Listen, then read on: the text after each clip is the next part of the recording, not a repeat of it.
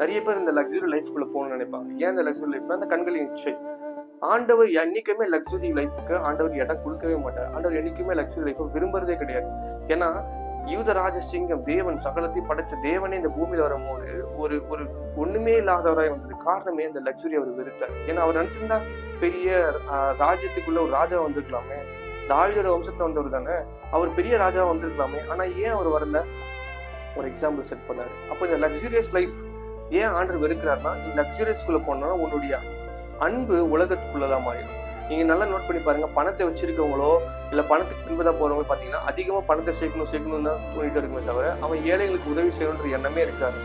அப்படி பாத்தீங்கன்னா ரொம்ப ரொம்ப ரொம்ப ரொம்ப ரொம்ப ரொம்ப கம்மியா இருப்பாங்க. ஆனா அவங்களுடைய எண்ணங்கள்லாம் இன்னும் பணம். ஏன் அவன் பணத்தை சாப்பிட போறான்? தினமும் 3 வாட்டி பணத்தை தட்டுல போட்டா சாப்பிட போறான்? இல்ல, அவனுடைய கண்களின் நிச்சயம் அவன் என்ன பண்ணா எல்லாத்தையும் மறைக்குது. அவன் என்னென்ன சரி இன்னும் வீடு வாங்கணும், இன்னும் இடத்தை வாங்கணும்.